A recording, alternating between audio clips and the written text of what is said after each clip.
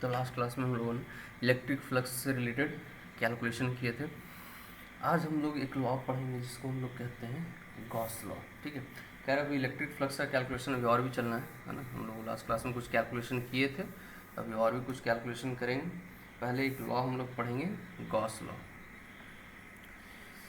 अभी Gauss law क्या है, इसमें क्या कैलकुलेशन करना होता है उसको ज़रा आराम से समझते हैं, है ना। गॉस लॉ, ठीक है। तो अभी तक हम लोग इलेक्ट्रिक फ्लक्स का कैलकुलेशन देख रहे थे। ठीक है, ई डॉट डी एस मेथड से हम लोग कैलकुलेशन कर रहे थे। ठीक है, ओके। मतलब इलेक्ट्रिक फील्ड इंटेंसिटी और एरिया वेक्टर का डॉट प्रोडक्ट लेकर और हम लोग क्या करते थे, उसके इलेक्ट्रिक फ्लक्स कैलकुलेट करते थे। ठीक है, बिल्कुल सही बात है। अब इलेक्ट्रिक फ्लक्स कैलकुलेट करने का एक और मेथड दिया गया, गॉस लॉ, है ना, जिसको हम लोग गॉस लॉ कहते हैं। अब इस गॉस लॉ का क्या स्टेटमेंट है और कैसे इस मेथड से हम लोग इलेक्ट्रिक फ्लक्स कैलकुलेट करते हैं, आज हम लोग उसी को समझेंगे। तो सबसे पहले हम स्टेटमेंट लिखा देते हैं, है ना, स्टेटमेंट लिखते हैं, फिर उसको समझाएंगे और फिर देखते हैं आगे कैसे कैलकुलेशन करना है। तो अकॉर्डिंग टू गॉस लॉ ये कहा गया है कि the electric flux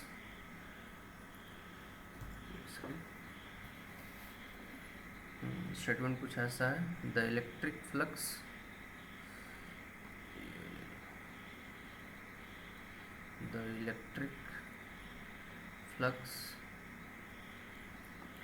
for any closed surface for any closed surface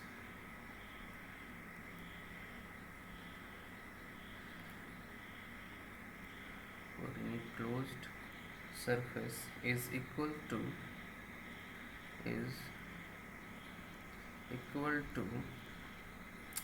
the net charge enclosed by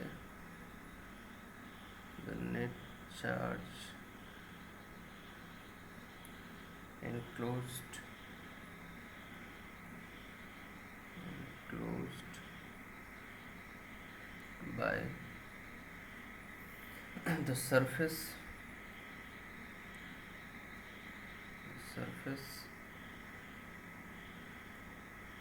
divided by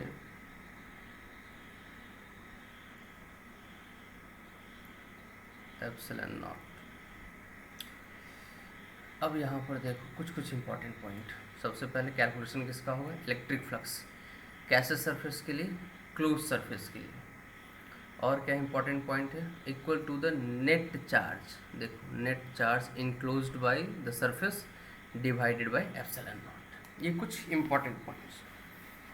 तो अकॉर्डिंग टू गॉस लॉ ये कहा गया है कि यदि कोई क्लोज सरफेस, अब क्लोज सरफेस ओपन सरफेस हम लोग चर्चा कर चुके हैं, एरिया वेक्टर में भी किए हैं।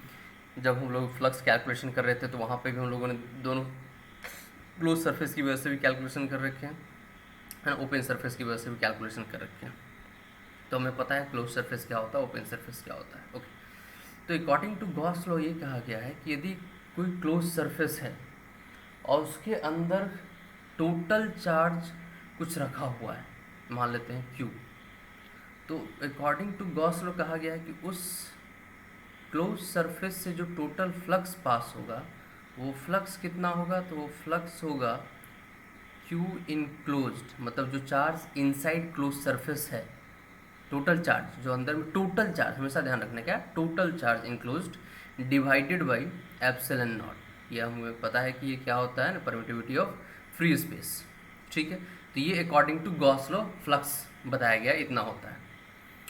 हम लोग पहले भी फ्लक्स कैलकुलेशन कर चुके हैं। फ्लक्स कैलकुलेशन हम लोग पहले कैसे करते थे, तो हम लोग इलेक्ट्रिक फील्ड और एरिया वेक्टर का डॉट प्रोडक्ट लेते थे। अब जैसे मान लेते हैं कि इलेक्ट्रिक फील्ड वेरी कर रहा हो तो हम लोग क्या करेंगे, स्मॉल एरिया कैलकुलेट करेंगे, है ना। स्मॉल एरिया के लिए पहले कैलकुलेशन करेंगे और उसके बाद क्या कर देंगे, उसको इंटीग्रेट कर देंगे। हाँ, तो हम लोग जनरल लेकर चलते हैं कि मान लो वेरिएशन है, इलेक्ट्रिक फील्ड वेरी कर रहा है, तो वैसे कैसे हम लोग क्या करेंगे, एक स्मॉल सा एरिया वेक्टर सेलेक्ट करेंगे और उसके लिए पहले फ्लक्स लिखेंगे, देन इंटीग्रेट कर देंगे तो टोटल फ्लक्स मिल जाएगा हमें। अब ये जो साइन यहाँ पर देख रहे हो, ये इसको कहते हैं इंटीग्रेशन ओवर क्लोज सरफेस। ये जो यहाँ पे साइन देख रहे हो ये इंटीग्रेशन, और ये जो गोल सामने लगा दिया इसका मतलब क्या हो गया, इंटीग्रेशन ओवर क्लोज्ड सरफेस। अब यहाँ पर देखो इलेक्ट्रिक फ्लक्स कैलकुलेट करने का हमारे पास दो कॉन्सेप्ट आ गया, एक total charge enclose by epsilon not, दूसरा ई डॉट एरिया वेक्टर का इंटीग्रेशन। ये दोनों हमें क्या देता है, इलेक्ट्रिक फ्लक्स ही देता है। तो इसलिए जब दोनों इलेक्ट्रिक फ्लक्स दे रहा है तो दोनों इक्वली होना चाहिए, बिल्कुल होना चाहिए।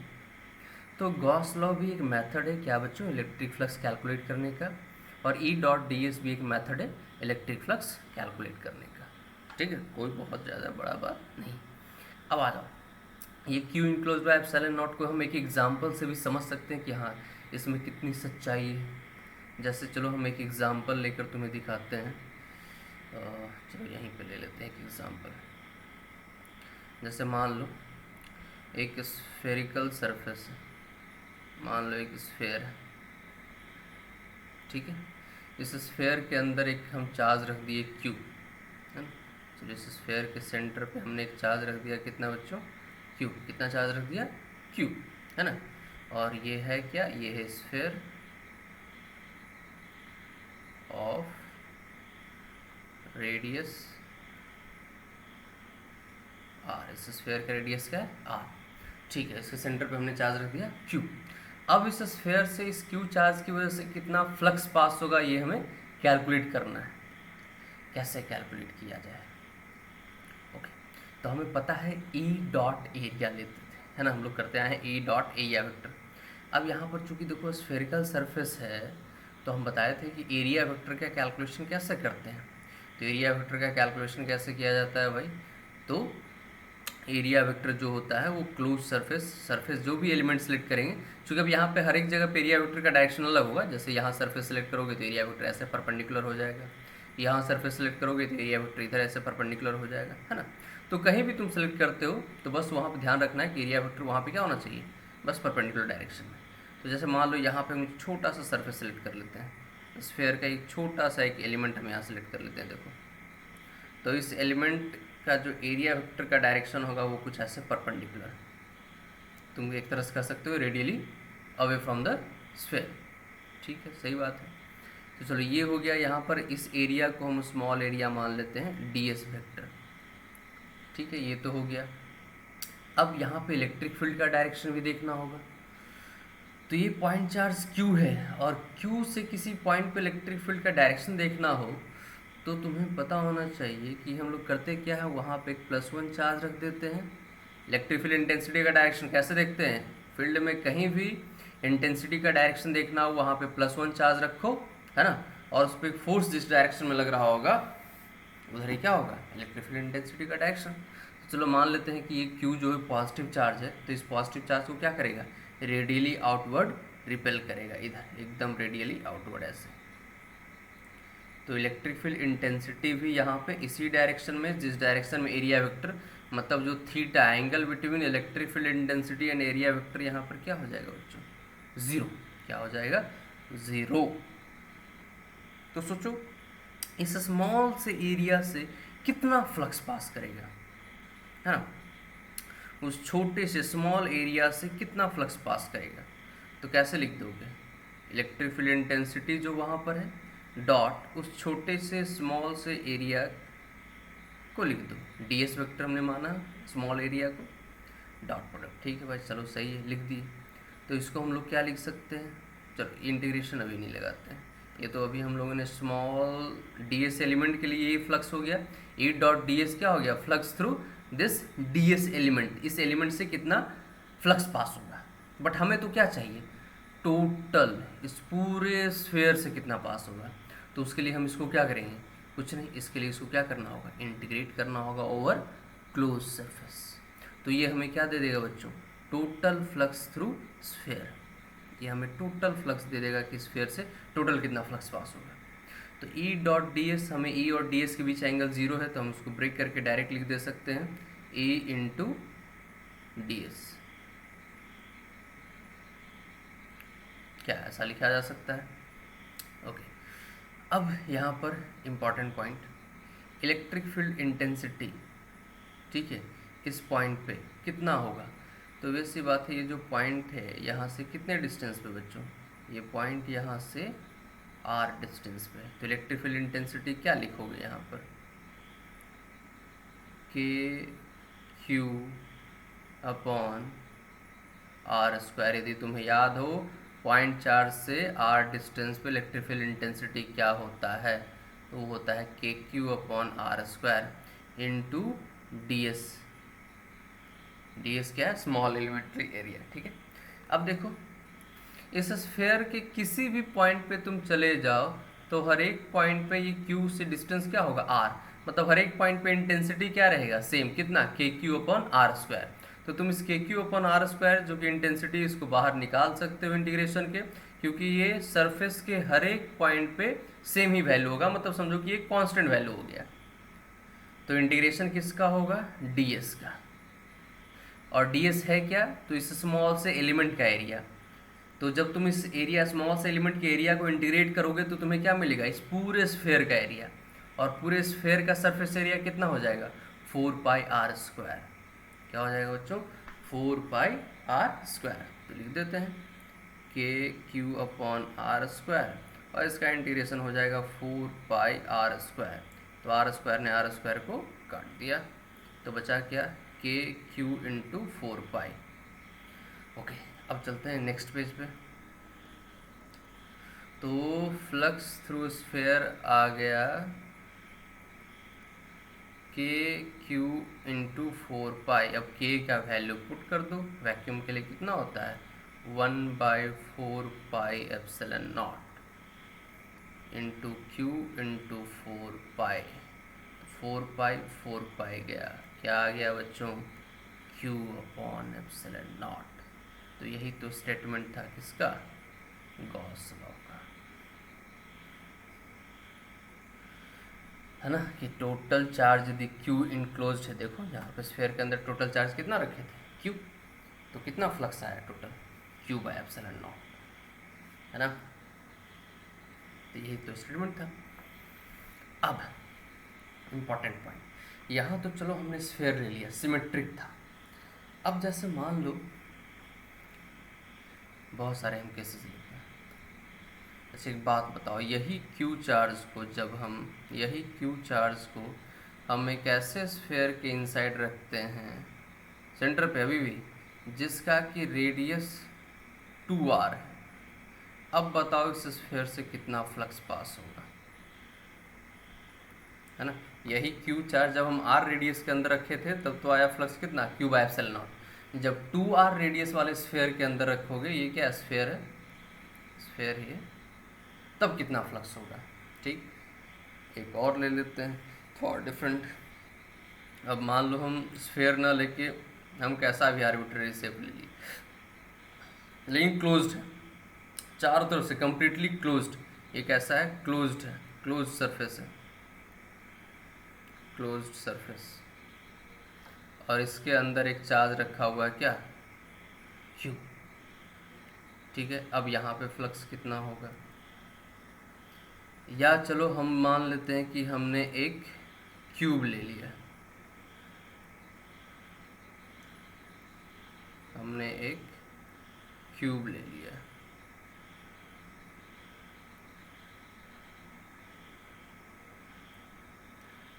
ठीक है, ये क्या है, क्यूब है,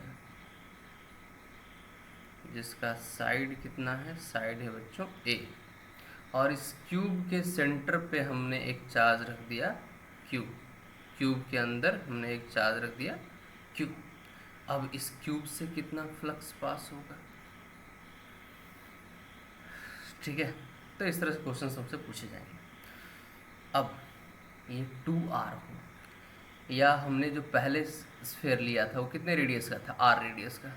अब सोचो जितना फील्ड लाइंस इस स्फेयर को पास करेगा वही सारे लाइंस तो क्या होंगे, बड़े वाले स्फेयर को ही पास करता हुआ जाएगा। तुम ड्रॉ करके देख लो, जितना फील्ड लाइंस इस वाले स्फेयर से निकलेगा उतना ही फील्ड लाइंस तो क्या होगा, बड़े वाले भी स्फेयर से निकलेगा। चाहे तुम चाहो तो 4r रेडियस का एक और स्फेयर बना दो, बट जितना फील्ड लाइन इस क्यू चार्ज से जो फील्ड लाइन निकल रहा है वही तो इस स्फेयर को पास कर रहा है ना। यहाँ पर जो हम लोगों ने फ्लक्स निकाला, वो फ्लक्स क्या था, नंबर ऑफ फील्ड लाइंस जो पास होगा। फील्ड लाइंस किसकी वजह से पास हो रहा है, ये क्यू चार्ज रखा हुआ है इसकी वजह से। तो सोचो अब इस क्यू चार्ज से यदि 10 लाइंस ऑफ फोर्स पास करेंगे तो इसको एक और स्फीयर से घेर दो तो उस स्फीयर से भी तो वही 10 ही पास होंगे, ज़्यादा थोड़ी हो जाएगा। इसका मतलब है, और फील्ड लाइंस का नंबर सेम है तो फ्लक्स क्या रह जाएगा बच्चों से, इस रेडियस का कोई फ़र्क नहीं पड़ता। देखना यहाँ फ्लक्स में कहीं आर आया, कहीं भी रेडियस का कोई चर्चा है, कोई चर्चा नहीं। उसी तरह से कैसा भी आर्बिट्ररी शेप, कैसा भी शेप होगा, यदि कंप्लीटली क्लोज करके रखा है क्यू को तो फ्लक्स कितना पास होगा, क्यू बाय एप्सिलॉन नॉट। ऐसा नहीं कहा गया है कि हाँ एकदम सिमेट्रिक शेप ही होना चाहिए, ऐसा नहीं कहा गया, कैसा भी शेप हो सकता है। हाँ सिमेट्रिक होता है तो ई डॉट डी एस का कैलकुलेशन करना आसान होता है, इंटीग्रेशन। यहाँ पे अब इसको इंटीग्रेट करके यहाँ प्रूफ करके दिखाना थोड़ा मुश्किल है, इंटीग्रेशन यहाँ पे बहुत टफ हो जाएगा बच्चों। तो इसीलिए तो यहाँ पे देखो, यदि सोचो जैसे हमें यदि ये नहीं दिया जाता ये गॉस लॉ मेथड, तो सोचो यदि हमें फ्लक्स कैलकुलेट करना होता तो ठीक है, यहाँ तो हम कैलकुलेट कर लिए, ई डॉट डी एस स्मॉल सा एलिमेंट लिए, स्फीयर के सेंटर पे रखा हुआ है और इंटीग्रेट करके हमने फाइंड कर लिया, result Q by epsilon naught आ गया। इंटीग्रेशन मेथड से भी हमने कैलकुलेट कर लिया, हमें इसमें गॉस लॉ का जरूरत नहीं था क्यू बाय एप्सिलॉन नॉट, है ना। लेकिन अब सोचो इस केस में यदि हमें कैलकुलेट करने के लिए कहा जाए, अब सोचो तुम ई डॉट डी एस लगाने की कोशिश करो, मतलब हालत ख़राब हो जाना है। तो यहाँ पे गॉस लॉ हमें बहुत हेल्प करता है, direct Q by epsilon naught answer आ गया हमारा। उसी तरह से इस क्यूब के अंदर भी क्या है, क्यू चार्ज है, तो क्यूब से जो टोटल फ्लक्स पास होगा, ये हमेशा ध्यान रखना, ये टोटल फ्लक्स पास वो कितना हो जाएगा, तो Q by epsilon naught, simple. मतलब यदि क्यू चार्ज को चारों तरफ से तुम एक सरफेस से घेर दिए हो तो उस सरफेस से, मतलब उस जो भी क्लोज सरफेस है, उस क्लोज सरफेस से जो टोटल फ्लक्स पास होगा, हमेशा ध्यान रखना है बच्चों, ये टोटल फ्लक्स है, हमेशा ध्यान रखना है, ये कितना है, टोटल फ्लक्स। ये भी क्या है, टोटल फ्लक्स है उस क्यूब से, ये है क्यू बाय एप्सिलॉन नॉट। ठीक है, अब मान लो तुम्हें ऐसा दे देता है शेप, एक हेमीस्फेयर दे देता है, स्फेयर ना दे के क्या दे देता है बच्चों, एक हेमीस्फेयर। ये देखो ऐसा एक हेमीस्फेयर दे दिया तुम्हें, ठीक है। और इस हेमीस्फेयर के सेंटर पे एक चार्ज रख दिया गया, यहाँ पे देखो एक चार्ज रख दिया गया क्यू। ये कैसा है बच्चों, हेमीस्फेयर।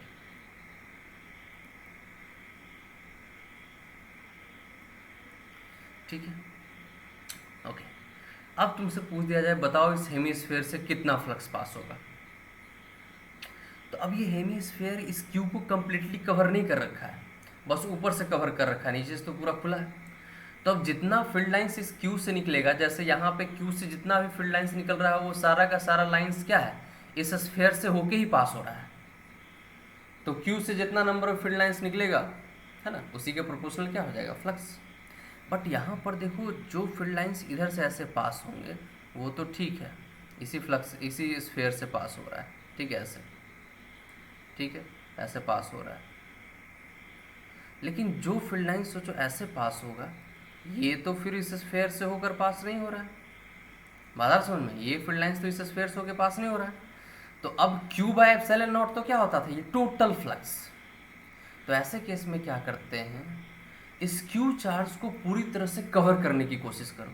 कैसे कवर कर दोगे, एक और हेमीस्फेयर इधर से लगाकर, एकदम सेम वैसा ही शेप का, एकदम सेम शेप एंड साइज का एक हेमीस्फेयर लगा दो, क्या कंप्लीटली कवर हो जाएगा, एकदम हो जाएगा। तो इस दोनों हेमीस्फेयर से कुल मिला के टोटल फ्लक्स कितना हो जाएगा, क्यू बाय एप्सिलॉन नॉट। और तुम ध्यान से देखो तो दोनों एकदम सिमेट्रिक है, half upper side half lower side, मतलब हाफ फ्लक्स ऊपर से हाफ फ्लक्स नीचे से। तो सोचो एक हेमीस्फेयर से कितना फ्लक्स पास हो रहा होगा, q by 2 epsilon naught, simple. इस वाले हेमीस्फेयर से भी कितना फ्लक्स पास होगा, क्यू बाय 2 एप्सिलॉन नॉट। तो टोटल जोड़ दो स्फेयर से क्या हो जाएगा, क्यू बाय एप्सिलॉन नॉट। ऐसे तो जब चार्ज कंप्लीटली, तुम्हें कोई बॉडी दिया गया, चार्ज रखा हुआ, कंप्लीटली कवर नहीं किया गया है, तो वैसे ही सिमेट्रिकल बॉडी से कोशिश करो उस चार्ज को कवर करने का। अब फिर देखो कैसे वो कवर हो पाया, कितना और सिमेट्रिकल बॉडी यूज़ करना पड़ा। जैसे एक हेमिस्फीयर था, एक और हमें यूज़ करना पड़ा, तो दोनों से मिला के कम्प्लीटली कवर, यानी दोनों से मिला के completely Q by epsilon not जा रहा है। तो एक से कितना जा रहा होगा, q by 2 epsilon naught. Number of lines का ही तो कैलकुलेशन है यहाँ पर, और क्या है। चलो आगे बढ़ते हैं और देखते हैं क्वेश्चन। अब जैसे एक क्वेश्चन, इसको खुद से बनाने की कोशिश करना। एक स्क्वायर प्लेट यहाँ पे रखा हुआ है,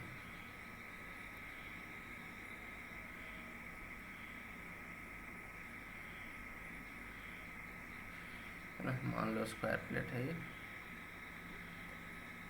ठीक है। चलो ये कैसा है कि स्क्वायर प्लेट है,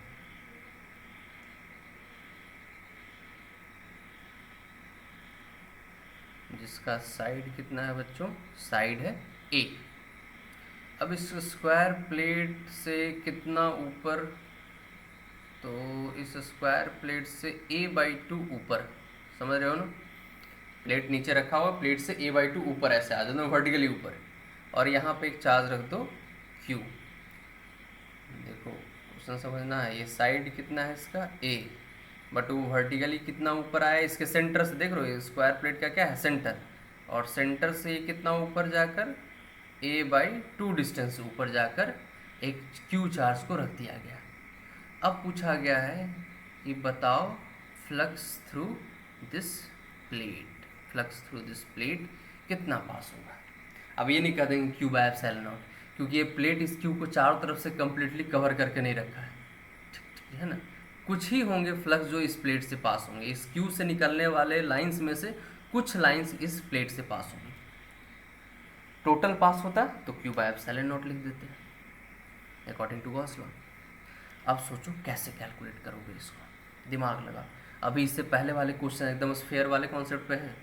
सिमिलर टाइप के बॉडी से इस क्यू को कवर करने की कोशिश करो सिमेट्रिकली, है ना, ये नहीं कि चारों तरफ से रख दिए फटाफट एकदम, वैसा नहीं, सिमेट्रिकली कवर करने की कोशिश करो।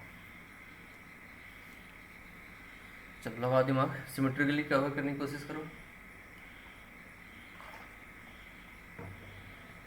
कुछ लोगों के दिमाग काम कर रहा होगा कि यदि इसको सिमेट्रिकली कवर करना है सिमिलर टाइप के प्लेट से, तो हमें एक क्यूब बनाना पड़ेगा बच्चों। क्या बनाना पड़ेगा, एक क्यूब बनाना पड़ेगा। देखो ये प्लेट तो नीचे ऐसे रखा हुआ था ही, है ना।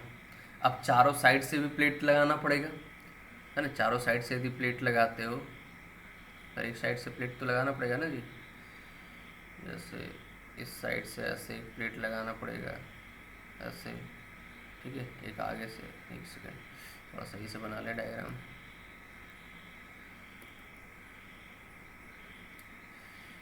देखो यदि एक क्यूब बनाते हो, तो जब हम लोग क्यूब बनाते हैं तो क्या करते हैं, सिमिलर टाइप के 6 स्क्वायर प्लेट यूज़ करते हैं, है कि नहीं। सिमिलर टाइप के 6 स्क्वायर प्लेट का यूज़ किया जाता है। देखो ये क्यूब कैसे बना हुआ, सिमिलर टाइप के 6 स्क्वायर प्लेट का यूज़ किया गया है। और तुम्हें जो क्वेश्चन में दिया गया था वो सिर्फ एक ये प्लेट दिया गया था, ये देखो सिर्फ एक ये प्लेट दिया गया था। बाकी चारों तरफ से हमने 4 प्लेट लगाया, और एक ऊपर से ये प्लेट, ये देखो एक ऊपर से ऐसे लगा दी ये, ठीक है। और इसके सेंटर पे देखो साइड ए है तो a/2 पे रखा हुआ है चार्ज, यानी चार्ज कहाँ रखा हुआ, एकदम एग्जैक्टली सेंटर पे, मतलब हर एक प्लेट से एकदम सिमेट्रिक पोजीशन पे है। सारे के सारे 6 के 6 प्लेट से ये क्यू क्या है, सिमेट्रिक पोजीशन पे। अब देखो ये कम्प्लीटली कवर हो चुका है ये क्यू। अब इससे निकलने वाले फ्लक्स किसी न किसी प्लेट से तो पास होगा ही, कोई भी लाइन से इससे ड्रॉ करो, किसी न किसी एक प्लेट से तो पास होना ही होना है। तो सोचो इससे टोटल फ्लक्स कितना पास होता है, Q/ε0 टोटल, मतलब इन 6 प्लेट से जो लाइंस निकलेंगे, है ना, तो टोटल जो फ्लक्स होगा, हर एक प्लेट से फ्लक्स कुछ कुछ निकल रहा होगा, सारे 6 के 6 प्लेट से जो फ्लक्स निकल रहा है उसका सम है Q/ε0। क्योंकि गॉस लॉ में तो यही कहा गया है कि टोटल चार्ज इनक्लोज्ड बाय ε0 जो तुम्हें फ्लक्स देता है वो फ्लक्स थ्रू क्लोज सरफेस, मतलब total flux through the close surface. तो जैसे इस क्यू से जो फील्ड लाइंस निकल रहा होगा, कुछ इस प्लेट से पास होगा, कुछ इससे पास होगा, कुछ इससे पास होगा, कुछ इससे, है ना, हर एक प्लेट से थोड़ा थोड़ा पास हो रहा होगा। हाँ, अब क्या हर एक प्लेट से equal amount of flux pass हो रहा होगा? बिल्कुल इक्वल अमाउंट पास हो रहा होगा। क्यों? क्योंकि सारे के सारे 6 के 6 प्लेट इस क्यू के रिस्पेक्ट में सिमेट्रिक है। तो सोचो हर एक से इक्वल पास हो रहा है और total Q by epsilon naught है, तो एक से कितना पास हो रहा होगा? अब इतना तो समझ में आ चुका होगा कि एक से कितना पास हो रहा है, तो क्यू बाई 6 एप्सिलॉन नॉट, है ना जी। तो इस तरह से तुम्हें सोचना पड़ेगा थोड़ा। अब आ जाओ नेक्स्ट क्वेश्चन। कई बार वो क्या करता है कि तुम्हें एक क्यूब ऐसे दे दिया जाएगा, तुम्हें एक क्यूब ऐसे दे दिया जाएगा,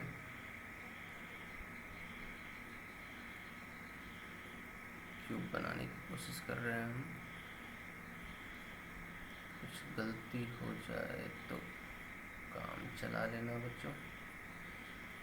ये मान लो हमने एक क्यूब बना दिया, ठीक है। और इस बार चार्ज को क्यूब के सेंटर पे ना रखकर किसी एक कॉर्नर पे रख दिया जाता है, यहाँ।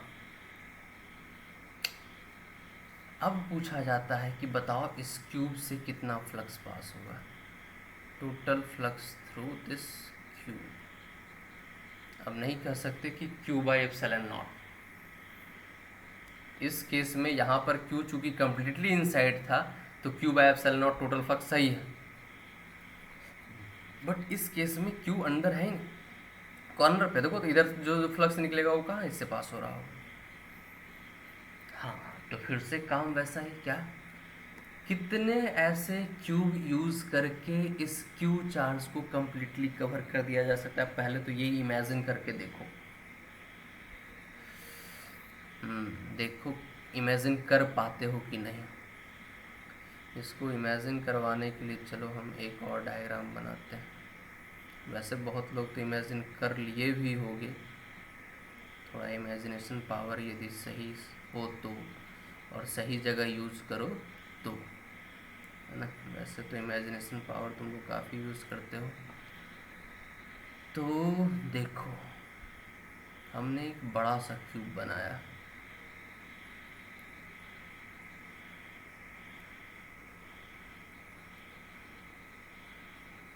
चलो देखो हमने एक ये बड़ा सा क्यूब बनाया है,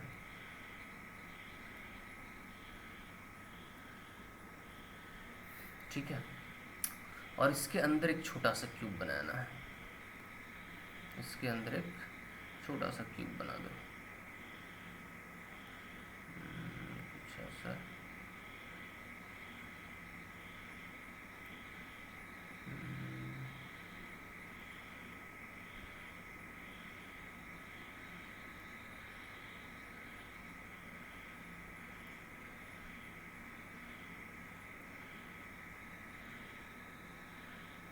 समझ रहे हो? उस बड़े से क्यूब के अंदर एक छोटा सा क्यूब। और तुम ध्यान से ही देखो तो इस बड़े से क्यूब का साइड ए है, तो इस छोटे से क्यूब का साइड हमने रखा है a/2। ये कितना है? a/2। अब बताओ इस a/2 साइज के कितने क्यूब इस क्यूब में फिट किया जा सकता है? हमारे हिसाब से 4 उस साइड 4 इस साइड, 8 क्यूब फिट किया जा सकता है। अब देखो इस छोटे वाले क्यूब के यहाँ पर कॉर्नर पे एक चार्ज हम रख देते हैं, ध्यान से देखिए, इस कॉर्नर पे एक चार्ज रख देते हैं। तो तुम ध्यान से भी देखो तो ये क्यू जो है इस बड़े वाले क्यूब के एकदम एग्जैक्टली सेंटर पॉइंट पे, सोच के देख, एग्जैक्टली सेंटर पॉइंट पे। हाँ, तो सोचो ऐसा छोटा छोटा कितना क्यूब बनाया जाए ताकि ये क्यूब कवर हो जाए। तो इस क्यूब के ऊपर एक क्यूब रखोगे, एक क्यूब यहाँ रखोगे, एक क्यूब यहाँ नीचे रखोगे, 4 क्यूब पीछे की तरफ अरेंज करोगे और 4 क्यूब ऐसे आगे की तरफ। टोटल 8 ऐसे ऐसे क्यूब तुम यूज़ करोगे, तब जाके ये क्यूब जो है उस 8 क्यूब के एग्जैक्टली सेंटर पे आ जाएगा। क्योंकि 8 क्यूब इसमें जैसे ही फिट करोगे तो ये बड़ा वाला क्यूब जो है कम्प्लीटली फिल्ड हो जाएगा। मतलब ऐसे ऐसे 8 क्यूब्स को जब हम सही से अरेंज करते हैं, एक ये क्यूब जो दिया हुआ एक इसके ऊपर रखो और 2 इसके बगल में रखो, और बिल्कुल जैसा 4 का अरेंजमेंट यहाँ पे बना है बिल्कुल वैसा 4 का अरेंजमेंट फ्रंट पे ऐसा सामने में रख दो। तो देखो ये कंप्लीटली क्या हो जाएगा, कवर्ड हो जाएगा। और ये क्यूब उन 8 क्यूब के सेंटर पॉइंट पे आ जाएगा। तो सोचो इस एक क्यूब से, इस एक छोटे से क्यूब से कितना फ्लक्स पास होगा, तो Q by 8 epsilon not, Q by 8 epsilon not. इस एक छोटे से क्यूब से, इस बड़े वाले क्यूब से कितना पास होगा, है ना, इस बड़े वाले क्यूब से तो टोटल फ्लक्स कितना पास होगा बच्चों, Q बाई एप्सिलॉन नॉट, क्योंकि इस बड़े वाले क्यूब के अंदर ही है कंप्लीट चार्ज। लेकिन इस क्यूब को कवर करने के लिए छोटा वाला कितना कितना क्यूब चाहिए हमें, 8 क्यूब चाहिए, और एग्जैक्टली इसके सेंटर पे आ जाएगा, तो सिमेट्रिक हो जाएगा। तो एक क्यूब से कितना पास होगा, Q बाई 8 एप्सिलॉन। क्या यहाँ तक यदि बात समझ में आ गया हो, तो कॉर्नर पे यदि रख दोगे तो क्यूब से टोटल कितना फ्लक्स पास होगा, Q बाई 8 एप्सिलॉन नॉट, और क्यूब के सेंटर पे रखे होता तो Q बाई एप्सिलॉन नॉट। अब सवाल ये तो क्लियर हो गया कि चलो ठीक है भाई, क्यूब से इस क्यूब से टोटल जो फ्लक्स पास होगा वो तो ठीक है, Q बाई एप्सिलॉन नॉट। लेकिन सवाल यहीं तक नहीं रुकेगा, अब पूछा जाएगा flux through any face,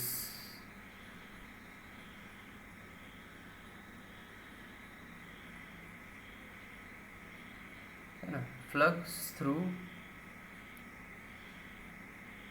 a single phase और एनी फेस कह सकते हो, या वन फेस कह लो।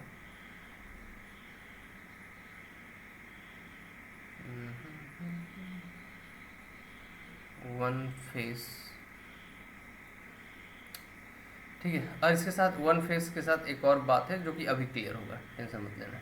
देखो अब सोचो, ये जो क्यू है, हम ये तो हमें समझ में आ गया कि इस क्यू की वजह से इस क्यूब से टोटल जो फ्लक्स पास होगा वो Q बाई 8 एप्सिलॉन नॉट ना जी, कॉर्नर पे जब होगा तो 8 एप्सिलॉन नॉट ना, ठीक है। तो इस क्यूब से जो टोटल फ्लक्स पास होगा वो Q बाई 8 एप्सिलॉन नॉट, ये तो समझ में आ चुका है। अब ये Q बाई 8 एप्सिलॉन नॉट जो फ्लक्स होगा वो तो हर एक फेसेस से पास होगा, तो एक फेस से कितना, अब ऐसा नहीं कि 6 से डिवाइड कर देना, तुम्हें कैसे पता ये 6 के 6 फेस इस क्यू से सिमेट्रिक है, सिमेट्रिक तो दिख भी नहीं रहे हैं। सेंटर पे होता तब 6 का 6 फेस इस क्यू के लिए क्या होता, सिमेट्रिक। अब सिमेट्रिक समझ में आना चाहिए, सिमेट्रिक नहीं समझ में आएगा यार तब तो फिर मुश्किल है क्वेश्चन सॉल्व करवा पाना। ओके, तो अब देखते हैं जरा, अब देखो ध्यान से, जो प्लेन हम तुम्हें कहेंगे देखने, बस उसी प्लेन को देखना। पहले इस टॉप मोस्ट प्लेन को देखो जरा। एक बात बताया है, इस क्यू से जितना फील्ड लाइंस निकलेगा तो जो इस सरफेस से जाएगा, हमारे हिसाब से सारे के सारे फील्ड लाइंस देखो इस सरफेस से कैसे पास हो रहा है, एकदम पैरेलल, सरफेस के पैरेलल। एक भी लाइंस ऐसा नहीं होगा जो इसमें घुस के एक साइड से एंटर करेगा दूसरे साइड से निकलेगा, एक भी ऐसा नहीं होगा, सब इसके कैसे जाएगा, पैरेलल।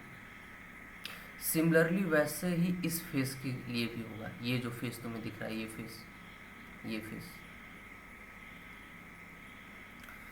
बिल्कुल जितने फील्ड लाइंस होंगे वो सारे के सारे फील्ड लाइंस देखो इसके एकदम क्या होंगे, पैरेलल, एकदम पैरेलल। देखो मतलब इस फेस और इस टॉप फेस से तो फ्लक्स क्या होगा, जीरो।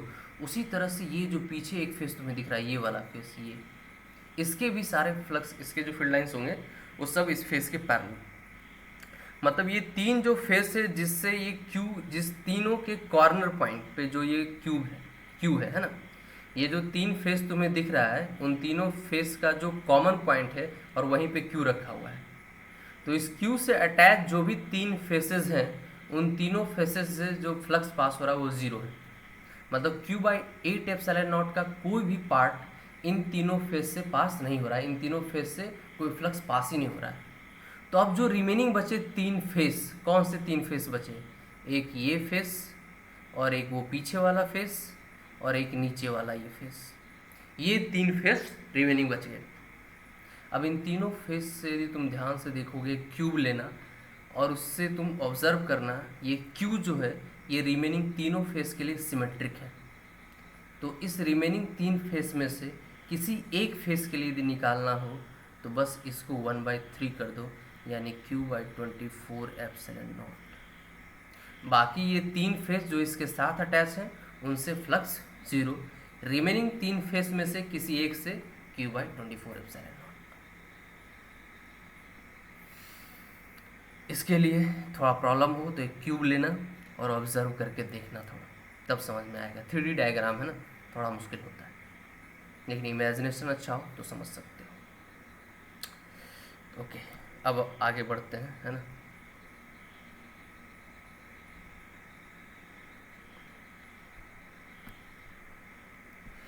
अब आ जाओ कुछ एप्लीकेशन ऑफ गॉस लॉ देखते हैं।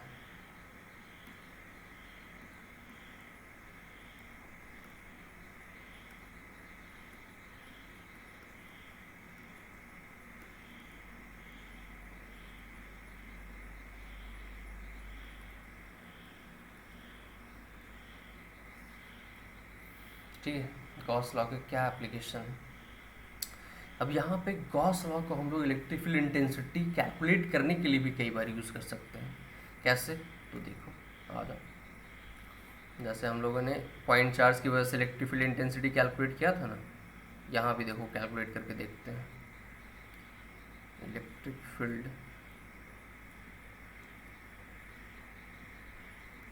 इंटेंसिटी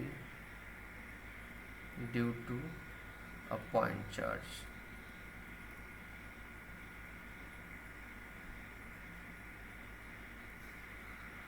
किसी पॉइंट चार्ज की वजह से कितना इलेक्ट्रिक फील्ड इंटेंसिटी पास होता है। ओके, अब जैसे मान लो यहाँ पे हमने एक पॉइंट चार्ज रख दिया Q, इस पॉइंट चार्ज से R डिस्टेंस पे क्या होगा इलेक्ट्रिक फील्ड इंटेंसिटी, ये कैलकुलेशन हम लोगों ने पहले भी किया था कूलम्स लॉ मेथड से।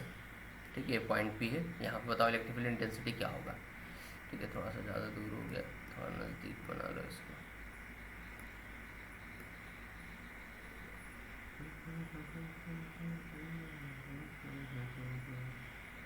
ठीक है, R डिस्टेंस पे पॉइंट है, ये Q चार्ज है। ठीक है, ये इसको चलो Q चार्ज है, यहाँ पे कोई पॉइंट है P, ये Q क्या है बच्चों, चार्ज। तो इस P पॉइंट पे हमें क्या चाहिए, इलेक्ट्रिक फील्ड इंटेंसिटी कैलकुलेट करना है पॉइंट P। कैसे कैलकुलेट किया जाए, गॉस लॉ मेथड कैसे लगाया जाए, तो उसके लिए हमें एक गॉसियन सरफेस ड्रॉ करना होता है। जैसे पॉइंट चार्ज के लिए हम लोग गॉसियन सरफेस जो बनाते हैं, ये भी एक इमेजिनरी सरफेस है। कैसा सरफेस है, जैसे field lines, electric field lines कैसे है, एक इमेजिनरी लाइन्स है, वैसे ही गॉसियन सरफेस जो है वो एक इमेजिनरी सरफेस है। ये कहलाता है गॉसियन सरफेस। इसके बारे में और भी बातें करेंगे, घबराना नहीं है।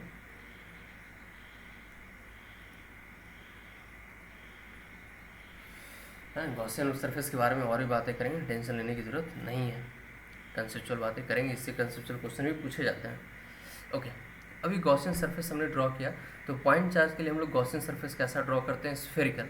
स्फेरिकल इसलिए ड्रॉ करते हैं बच्चों, क्योंकि गॉसियन सरफेस जब तुम ड्रॉ करोगे, है ना, तो वहाँ पर इंटीग्रेशन होगा किसका, क्लोज सरफेस। क्योंकि देखो गॉस लॉ लगाना है तो Q/ε0, और Q क्या होना चाहिए, चार्ज इनक्लोज्ड। तो चार्ज इनक्लोज्ड कैसे होगा, यहाँ पे तो सिर्फ पॉइंट चार्ज रखा हुआ था, तो उस चार्ज को इनक्लोज करना है, एक एरिया से कवर करना है, तो एक एरिया एज्यूम तो करना पड़ेगा ना।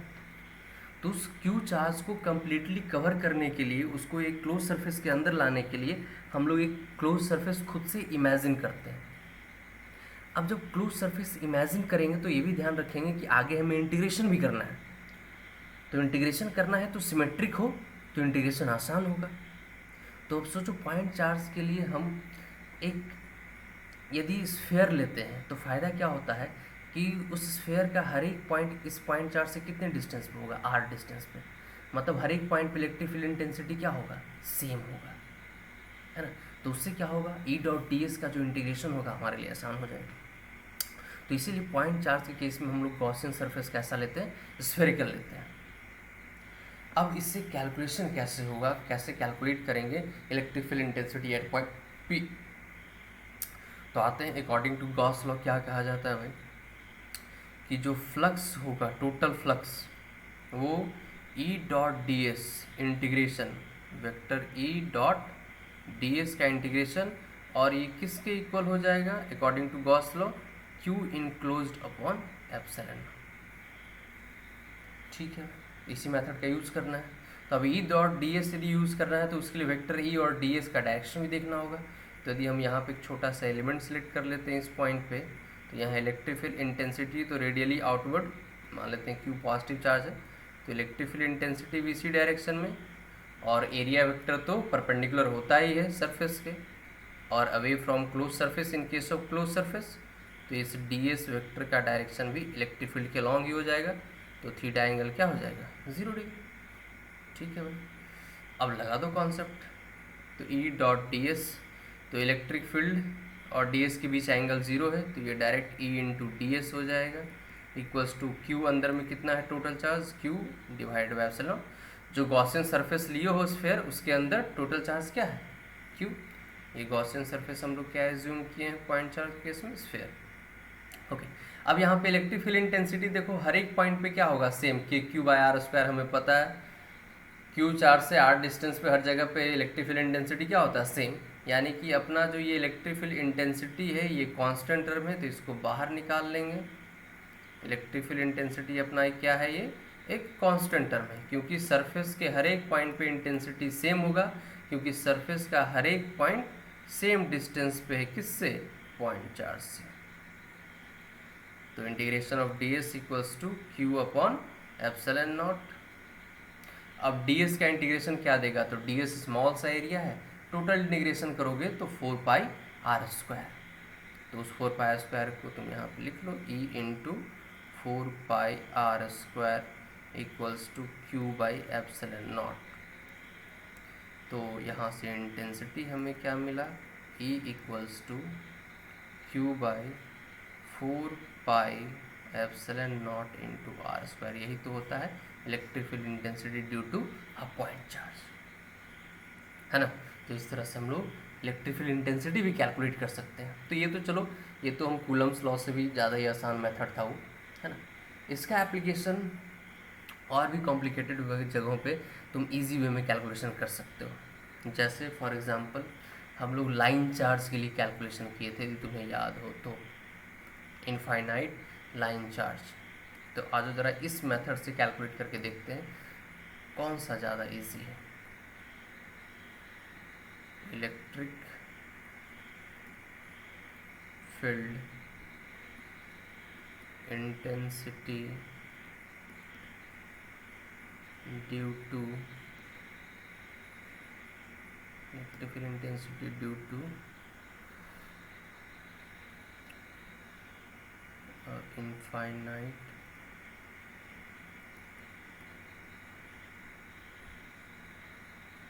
uniformly charged rod।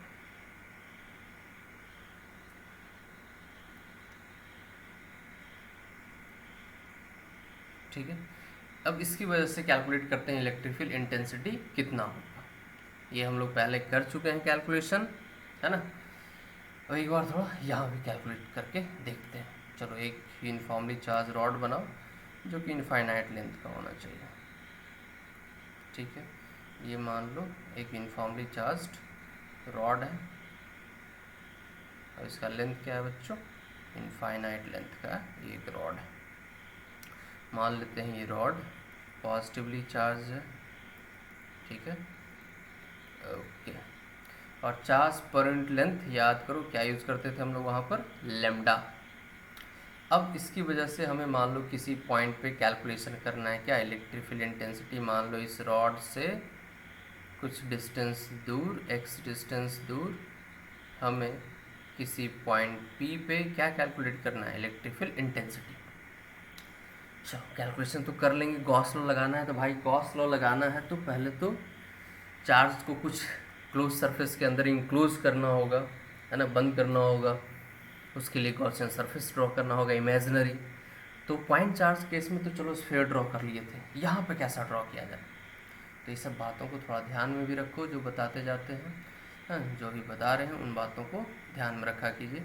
यहाँ पे जो हम लोग गॉसियन सरफेस बनाते हैं बच्चों, वो एक सिलिंड्रिकल शेप का होता है। कैसा शेप का होता है, सिलिंड्रिकल शेप का गॉसियन सरफेस, सिलिंड्रिकल शेप का गॉसियन सरफेस। एक एक सेकंड थोड़ा सा सही से बना लो, है ना। जब तुम बनाओगे सरफेस तब तुम्हें खुद समझ में आएगा कि आखिर ऐसा ही से शेप क्यों लिया गया था। देखो एक सिलेंड्रिकल शेप को ले लो जो कि इस पी पॉइंट से पास होना चाहिए, है ना।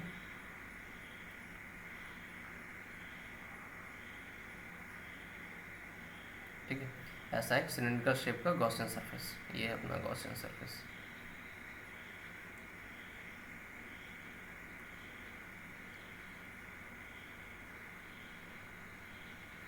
ऐसा है सिलेंड्रिकल, ठीक है। ओके, अब सिलेंड्रिकल ही क्यों बना है, इसके पीछे ही वजह है बच्चों। यदि हम लोग पहले कैलकुलेशन किए हैं तो हमें पता है एक्स डिस्टेंस पे लेमडा बाई क्या आता है, इनफाइनाइट की वजह से lambda by 4 pi epsilon naught x, sorry lambda by 2 pi epsilon naught x, है ना। तो अब lambda by 2 pi epsilon naught x, और ध्यान यदि तुम्हें होगा तो एकदम इस तरह से आउटवर्ड डायरेक्शन में होता है इलेक्ट्रिक फील्ड इंटेंसिटी। तो x डिस्टेंस पे हर एक जगह पर इलेक्ट्रिक फील्ड इंटेंसिटी का वैल्यू क्या होगा बच्चों, सेम। तो सोचो एक लाइन से x डिस्टेंस पे बहुत सारे पॉइंट को तुम, है ना, पॉइंट्स को यदि तुम मिलाओगे तो कैसा शेप बनेगा, कैसा शेप फॉर्म होगा, सिलेंड्रिकल। जैसे एक पॉइंट चार्ज से r डिस्टेंस पे जितने भी पॉइंट्स हैं, सारे पॉइंट्स को जब तुम ज्वाइन करोगे, जिसको कि लोकस कहते हैं, तो वो कैसा शेप बनेगा, स्फेरिकल।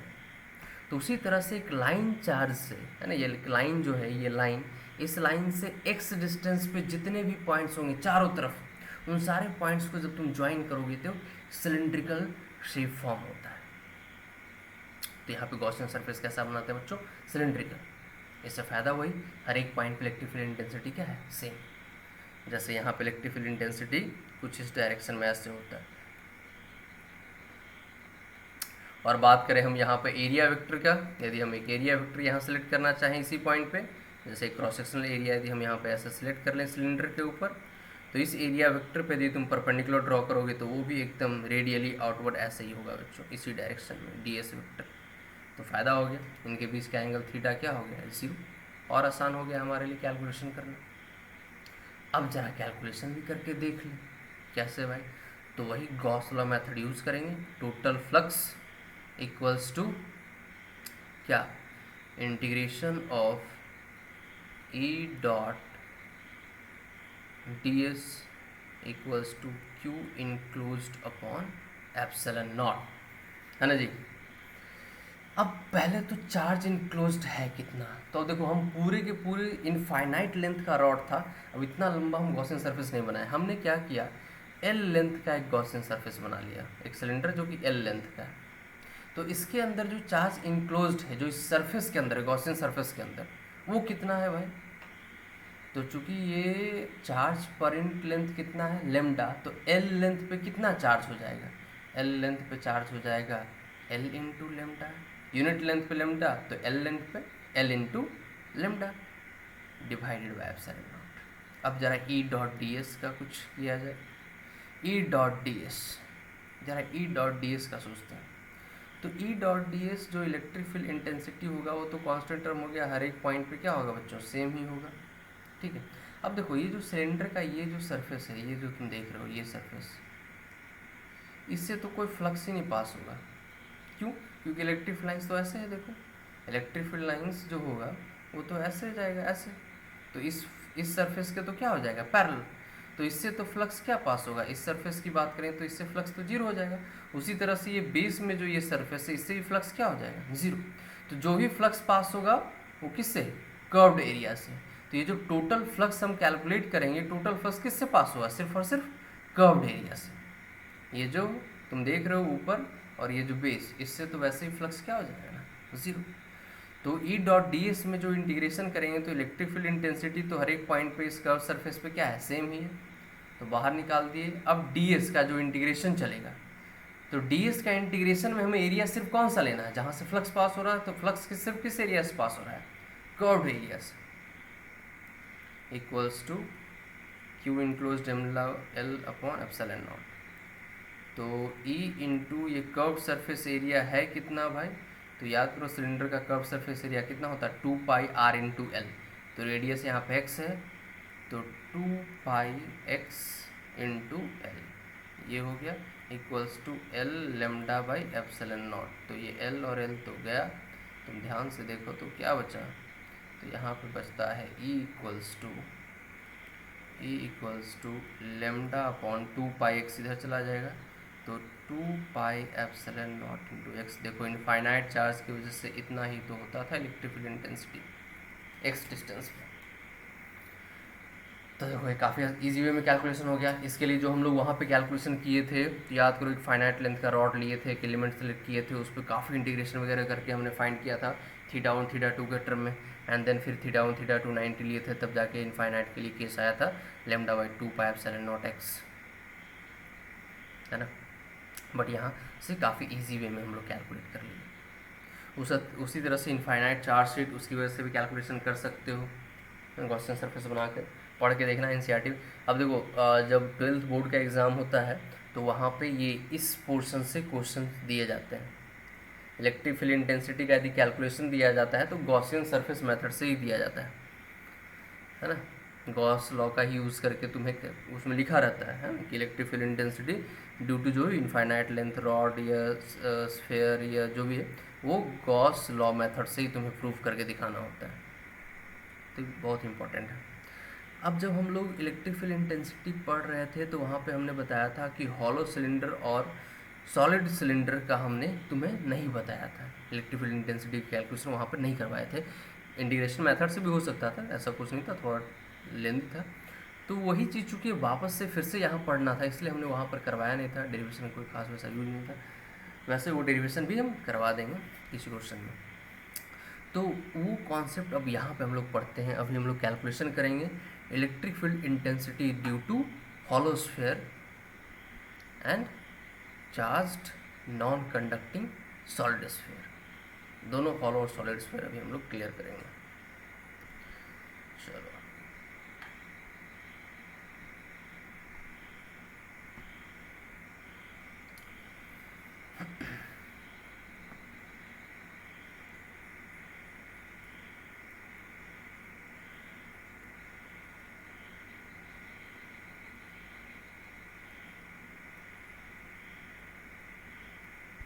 due to uniformly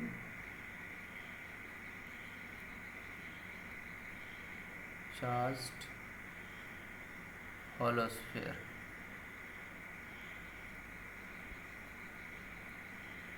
ठीक है।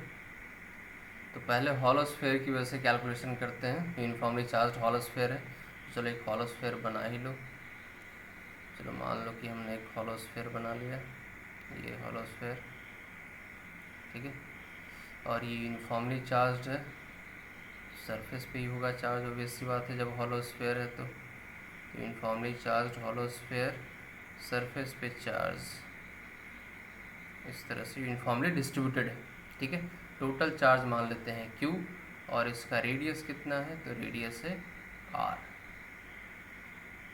ठीक है। Okay, hollow sphere, radius R, total charge Q। अब यहाँ पर दो जगहों पे कैलकुलेशन किया जाता है। इसके सेंटर से डिस्टेंस लिया जाता है ना, और दो जगहों पर, एक इनसाइड एक आउटसाइड कैलकुलेशन किया जाता है। तो पहला केस 1 हम लोग लेते हैं, केस 1 जिसमें कि हम लोग इनसाइड पॉइंट पे कैलकुलेशन करेंगे। इनसाइड पॉइंट मतलब यहाँ पर जो x डिस्टेंस होगा सेंटर से which is less than r, मतलब कुछ इस पॉइंट पे मान लो हमें कैलकुलेशन करना है। ये पॉइंट है अपना P, यहाँ पे इलेक्ट्रिक फील्ड इंटेंसिटी निकालना, और ये सेंटर से कितने डिस्टेंस पे है, x डिस्टेंस पे। तो ऐसे केस में क्या करते हैं हम लोग, अब सोचो इस सेंटर इसको मानकर, है ना, x को रेडियस मान के यदि तुम एक गॉसियन सरफेस ड्रॉ करते हो, कैसा सरफेस ड्रॉ करते हो, एक गॉसियन सरफेस, देखो ऐसे एक ड्रॉ करो गॉसियन सरफेस, हमने ड्रॉ कर दिया, अब तक यही करते आए हम। तो अब सोचो तुम इस गॉसियन सरफेस के अंदर टोटल चार्ज कितना है बच्चों, ये जो गॉसियन सरफेस तुम ड्रॉ किए उसके अंदर टोटल चार्ज कितना है, 0। तो जब यहाँ पे हम लोग कॉन्सेप्ट यूज़ करेंगे E.ds integration over close surface, equals to q enclosed by epsilon naught. तो चूंकि इनसाइड टोटल चार्ज तो इस गॉसियन सरफेस के, ये जो क्यू चार्ज हो तो टोटल का टोटल क्या है, इसके सरफेस पे है, किसके, स्फेयर के सरफेस पे। हमने जो गॉसियन सरफेस बनाया है, ये जो अंदर हमने ये जो सरफेस बनाया है, ये क्या है, गॉसियन सरफेस। तो हमें गॉसियन सरफेस के अंदर देखना होता है कि कितना टोटल चार्ज है। तो गॉसियन सरफेस के अंदर तो टोटल चार्ज क्या है, 0। तो क्यू इनक्लोज्ड क्या हो जाएगा, 0। तो ई डॉट डी एस का इंटीग्रेशन 0, तो डी एस 0 है नहीं, क्योंकि एरिया तो कुछ ना कुछ होगा गॉसियन सरफेस का, यानी कि इलेक्ट्रिक फील्ड इंटेंसिटी ही पी पॉइंट पे क्या हो जाएगा बच्चों, 0। तो अब ये बात माइंड में सेट कर लो कि हॉलो स्फीयर यूनिफॉर्मली चार्ज है या नॉन यूनिफॉर्मली चार्ज है, कैसा भी चार्ज है। हॉलो स्फीयर के इनसाइड कहीं भी कोई पॉइंट सेलेक्ट कर लोगे, इनसाइड पॉइंट पे कहीं भी इलेक्ट्रिक फील्ड इंटेंसिटी क्या होगा बच्चों, 0। अब यदि हम बात करते हैं आउटसाइड पॉइंट का, ये केस 1, ये केस 2। अब यदि हम बात करते हैं आउटसाइड पॉइंट का,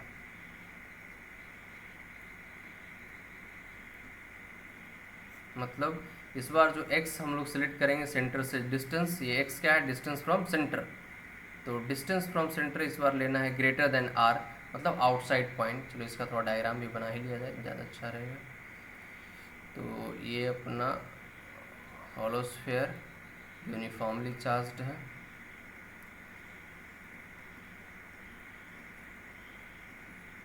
uniformly charged hollow sphere, total charge q, इसका रेडियस कितना था, तो इसका रेडियस था r। ठीक है, इस बार जो हमने पॉइंट सेलेक्ट किया वो पॉइंट जो है बच्चों वो आउटसाइड है कहीं यहाँ पर, मतलब सेंटर से x डिस्टेंस पे ही है ये पॉइंट, बट आउटसाइड है। ठीक है, तो इस बार जब इस p पॉइंट को सरफेस पे लेकर, और जब तुम एक गॉसियन सरफेस अब बनाओगे सेंटर मान के उसी स्फीयर के सेंटर को, तब देखो अब सारा का सारा चार्ज जो है वो इस गॉसियन सरफेस के क्या आ गया, इनसाइड आ गया। ठीक है, तो ऐसे केस में जब हम लोग इंटीग्रेशन करेंगे तो अब उसके लिए क्या करना होगा, तो यहाँ पर हमें एक छोटा सा एलिमेंट सेलेक्ट करना होगा, ऐसे ds एलिमेंट। ठीक है, और इलेक्ट्रिक फील्ड इंटेंसिटी इसी डायरेक्शन में होगा, एकदम सिमिलर वैसा ही चलेगा ऐसा पॉइंट चार्ज केस में चलता था बच्चों। अब यहाँ पे flux equals to E dot d s integration equals to q enclosed, कितना है क्यू, टोटल जो इस स्फीयर पे चार्ज हो तो सारा का सारा गॉसियन सरफेस के तो अंदर ही है ना, ये है अपना गॉसियन सरफेस, है ना। तो जितना भी चार्ज है इस स्फीयर के सरफेस पे तो सारा का सारा क्या है, गॉसियन सरफेस के इनसाइड ही है। तो Q upon epsilon not, E dot d s का इंटीग्रेशन फिर से ई और डी एस सेम डायरेक्शन में, थीटा 0 एकदम सेम कहानी। तो ई बाहर ले लोगे, डी एस का क्या करोगे integration equals to q by epsilon naught. तो ई इंटू डी एस का इंटीग्रेशन क्या हो जाएगा बच्चों, तो वही 4 पाई एक्स स्क्वायर, है ना, गॉसियन सरफेस का। ये एलिमेंट जो एरिया हमने सेलेक्ट किया था कहाँ, गॉसियन सरफेस पे, तो गॉसियन सरफेस का area 4 pi x square, 4 pi are square मत लिख देना, ये तो स्फेयर का एरिया है, हमें गॉसियन सरफेस जो स्फेयर बना है उसका एरिया चाहिए। तो 4 pi x square equals to Q by epsilon naught.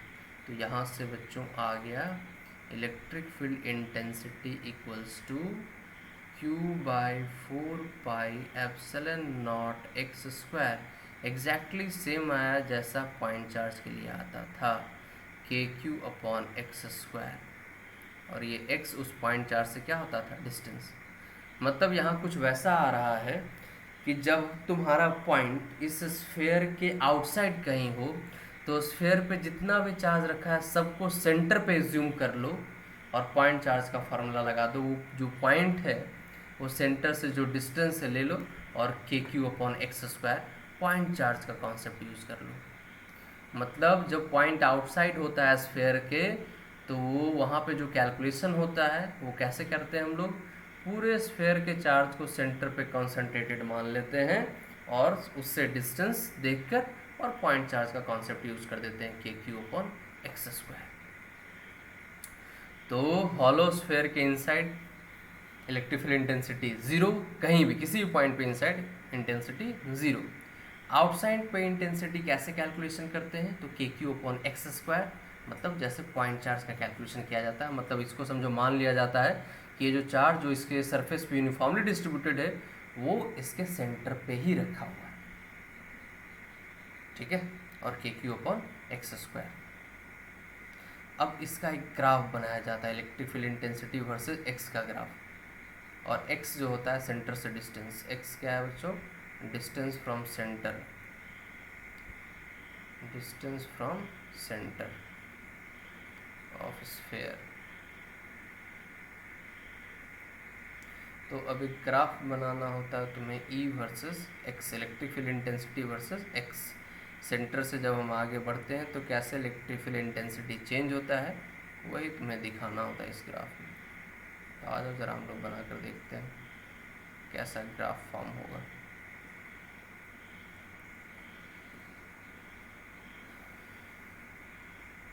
तो ज़रा देखो, सेंटर से जैसे तुम सेंटर पे हो गए तो जीरो, सेंटर से आगे बढ़ते जाओ जीरो जीरो जीरो, कब तक, आर तक। यहाँ तक तुम्हें कोई अंदर कोई फील्ड नहीं मिलने वाला है, फील्ड क्या होगा, ज़ीरो। तो मतलब सेंटर से लेके देखो x इक्वल्स टू आर तक, मान लो ये है वो पॉइंट, क्या, x इक्वल्स टू आर, ये है x, और इस पे रिप्रेजेंट कर रहे हैं क्या हम लोग, इलेक्ट्रिक फील्ड इंटेंसिटी। तो x इक्वल्स टू आर तक तो कोई फील्ड नहीं, ज़ीरो, ठीक है।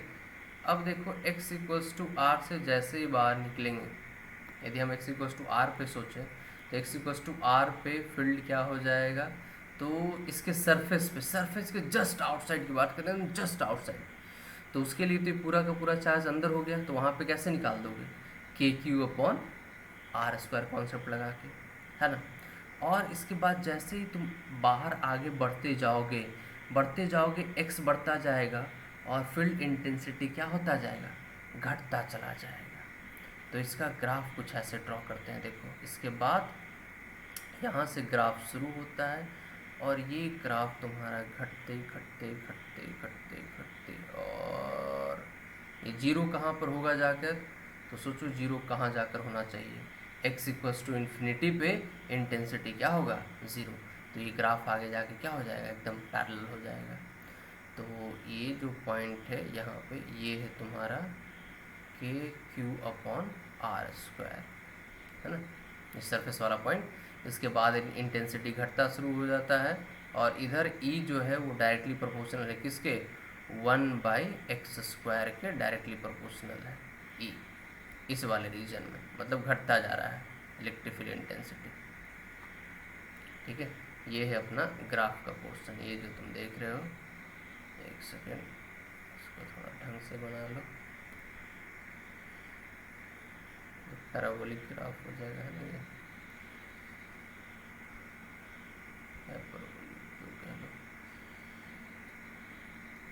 एक्स के साथ साथ इंटेंसिटी घटता जाएगा और 1/x स्क्वायर लॉस से घटता जाएगा, देखो। और ये ग्राफ आगे जाके एक्स एक्सिस का क्या हो जाएगा, पैरेलल, मतलब इन्फिनिटी पे जाके फिर वो जीरो होगा, ऐसा ये बनेगा तुम्हारा ग्राफ। मतलब ये जो ग्रीन वाला पोर्शन है बस यही ग्राफ का पोर्शन है।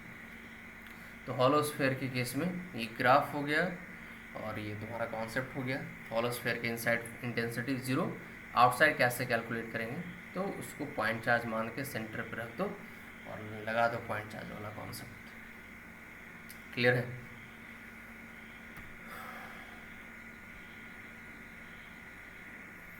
चलो अब सॉलिड स्फीयर भी कैलकुलेट कर ही लिया जाए, आज कंप्लीट किया जाए इसको।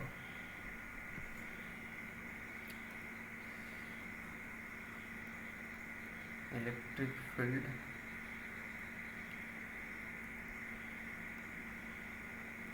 Intensity due to uniformly charged non conducting, है ना। नॉन कंडक्टिंग क्यों लिख रहे हैं वही बताते हैं। सॉलिड स्फीयर,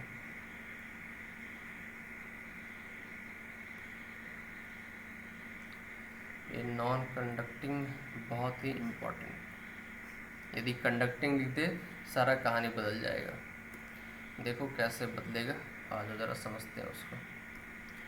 एक पहले तो बनाओ यार सॉलिड स्फीयर। ये है मान लो अपना सॉलिड स्फीयर, ये है अपना सॉलिड स्फीयर। और चार्ज कैसे है इसमें डिस्ट्रीब्यूटेड यूनिफॉर्मली इनसाइड पे, हर जगह पे चार्ज से एकदम भरा है ना, एकदम कंप्लीटली फिल किया हुआ है और यूनिफॉर्मली, मतलब हर एक यूनिट वॉल्यूम में, वॉल्यूम आएगा बच्चों, सॉलिड है और इनसाइड पे चार्ज फिल किया हुआ है, तो हर एक यूनिट वॉल्यूम में चार्ज जो होगा, चार्ज पर यूनिट वॉल्यूम हर जगह पे सेम रहेगा। तुम चार्ज डेंसिटी भी कह सकते हो, है ना, जिसको हम लोग रो से रिप्रेजेंट करते हैं, सिग्मा से, सिग्मा सरफेस चार्ज एरिया, तो रो से, लेमडा से जैसे charge per unit length, sigma से चार्ज पर यूनिट एरिया, और रो से charge per unit volume represent करने का तरीका है। ओके, तो चलो ये है। अब नॉन कंडक्टिंग क्यों लिखा गया, जैसे मान लो हम इसमें जो टोटल चार्ज दिए हैं, टोटल चार्ज इसको हमने क्यू से भर दिया है, टोटल चार्ज हमने कितना दिया बच्चों, क्यू। अब सोच यदि कंडक्टिंग होता तो कंडक्टिंग होता तो क्या होता भाई, कंडक्टिंग का मतलब अंदर चार्ज कंडक्ट कर सकते थे, मतलब मूवमेंट हो सकता था इलेक्ट्रॉन का। तो उससे वैसे केसेस में क्या होता है कि सोचो तुम इस तरह से फिल कर देते इनसाइड पे। अब चूंकि चार्ज है, कंडक्ट कर सकता है, और पॉजिटिव पॉजिटिव चार्ज सब एक दूसरे को क्या करेगा, रिपेल करना शुरू कर देगा। रिपेल कर देने से क्या होगा, रिपेल करने के बाद चार्ज क्या चाहते हैं, जब बहुत सारे सिमिलर नेचर के चार्ज होते हैं तो एक दूसरे को रिपेल करते हैं और कोशिश करते हैं कि एक दूसरे से मैक्सिमम दूरी पे अपने आप को एडजस्ट करें, है ना। दो लोग हैं आपस में नहीं बन रहा है तो क्या चाहते हैं, जितना हो सके एक दूसरे से दूर रहें, तो बिल्कुल वैसा ही यहाँ पे भी। तो मैक्सिमम दूरी पे अपने आप को एडजस्ट करने के चक्कर में सारा का सारा फिर क्या आ जाएगा, सरफेस पे आ जाएगा, तो तुम्हारा नॉन यूनिफॉर्म हो जाएगा। तो सारा का सारा आप सोचो सरफेस पे आ गया तो ये तो हॉलोस्फीयर वाला केस हो जाएगा, इनसाइड चार्ज कुछ बचा ही नहीं, बात समझ में।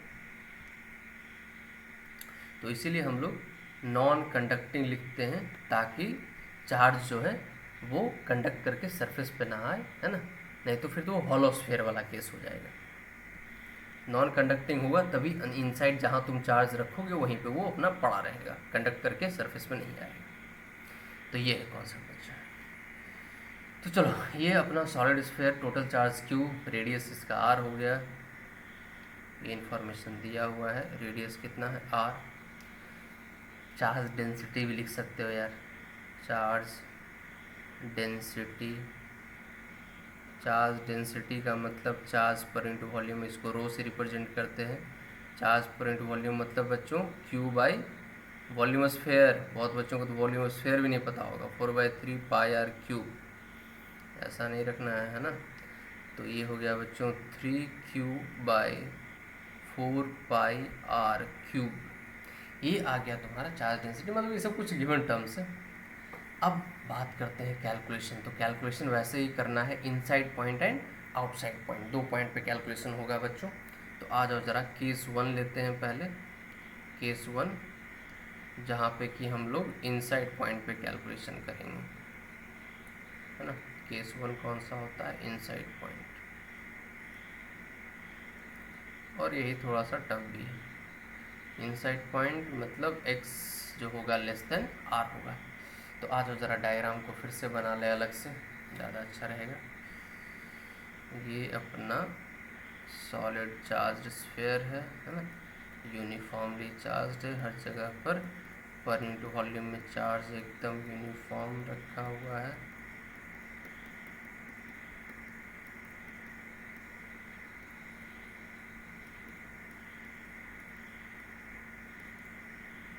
ठीक है, अब इनसाइड पॉइंट पे कहीं निकालना है तो आते हैं ज़रा इनसाइड पॉइंट पे चलते हैं। जैसे ये सेंटर हो गया है ना, सेंटर से कुछ दूरी पे हमने चलो सिलेक्ट कर लिया एक पॉइंट P। अब क्या होगा यहाँ पर देखो, अब इस P पॉइंट को सरफेस पे लेकर और इसको सेंटर लेकर, जो सेंटर है स्फीयर का, एक तुम्हें क्या बनाना पड़ेगा, गॉसियन सरफेस। तो बना लेते हैं यार, क्या दिक्कत है, चलो हमने एक गॉसियन सरफेस ऐसा बना लिया। अब जब ये गॉसियन सरफेस बनाया है तो इस स्फीयर को ना थोड़ा हम दो पार्ट में देखो अलग कर रहे हैं। कैसे दो पार्ट में अलग कर रहे हैं, तो ध्यान से देखो, एक पार्ट है अपना ये,